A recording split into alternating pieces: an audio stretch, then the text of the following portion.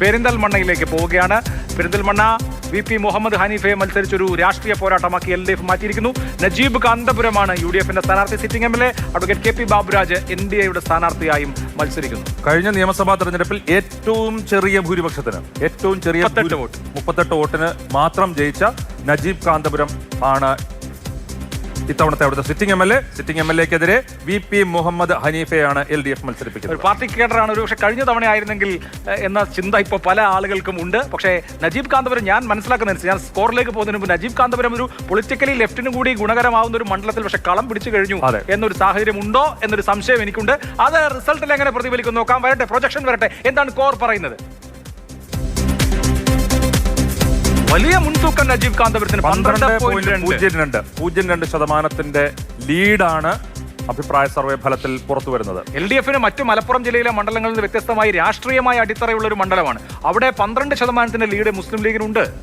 അത് സ്വാഭാവികമായിട്ടും പെരിന്തൽമണ്ണ മണ്ഡലത്തിൽ നമ്മൾ നോക്കുമ്പോൾ നമ്മൾ മൂഡ് ഓഫ് ദ സ്റ്റേറ്റിലൊക്കെയും ഈ ചെറിയ മാർജിൻ വന്നതുകൊണ്ട് തന്നെ ഈ സ്ഥാനാർത്ഥി LDFന്റെ സ്ഥാനാർത്ഥി VP മുഹമ്മദ് ഹനീഫ എന്ന് പറഞ്ഞ ബാപ്പു എന്നാണ് അവിടെ ആളുകൾ വിളിക്കുന്നത് അദ്ദേഹത്തെ. അപ്പോൾ ഇദ്ദേഹം പുലാമന്തോൾ പഞ്ചായത്ത് പ്രസിഡന്റ് ആയിരുന്നു.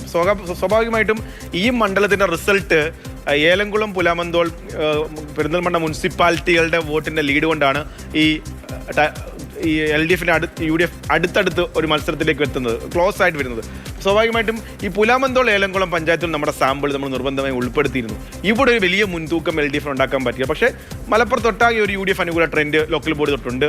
ഇതിനെ മറികടക്കുന്ന ഒരു ട്രെൻഡോ അനുകൂലമായ ഒരു സ്വീകാര്യതയോ, ഹനീഫ മോശം കാൻഡിഡേറ്റ് അല്ല, അവർക്ക് മത്സരിപ്പിക്കാൻ പറ്റുന്ന അബ്ലാഡ് സൂചിപ്പിച്ച പോലെ കഴിഞ്ഞ തെരഞ്ഞെടുപ്പിലായിരുന്നെങ്കിൽ ഒരു പക്ഷേ ഇതായിരിക്കത്തില്ലായിരുന്നു റിസൾട്ട്. പക്ഷേ നജീബ് കാന്തപുരത്തെ പറ്റി ഈ പറയുന്ന CPM അനുഭാവികൾക്കോ അല്ലെങ്കിൽ മറ്റ് ആളുകൾക്കിടയിൽ വലിയ അഭിപ്രായമാണ്. അദ്ദേഹം മണ്ഡലത്തിൽ നടപ്പിലാക്കിയ പദ്ധതികൾ അദ്ദേഹത്തിന് ഒരു പരാജയ സാധ്യതയില്ല. ഒരു പക്ഷേ 38 വോട്ട് എന്നുള്ളത് കഴിഞ്ഞ തവണത്തേക്കാൾ ഇത്തവണ വളരെ മെച്ചപ്പെട്ട ഒരു ഭൂരിപക്ഷത്തിൽ ജയിക്കാനുള്ള സാധ്യതയുണ്ട്. ഇനി ഞാൻ എൻ്റെ ഒരു അനുഭവം വെച്ചിട്ട് പറയാം, അല്ലെങ്കിൽ ഒരു സ്റ്റഡി വെച്ചിട്ട് പറയുകയാണെങ്കിൽ, ഈ അവസാന ദിവസങ്ങളിലേക്ക് പോകുമ്പോൾ ഏറ്റവും കൂടുതൽ ടൈറ്റ് ആകുന്ന മണ്ഡലങ്ങളിൽ ഒരു മണ്ഡലമാണ് പെരിന്തൽമണ്ണ.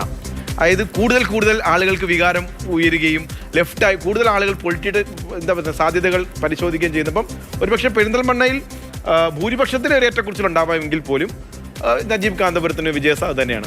ഓക്കെ.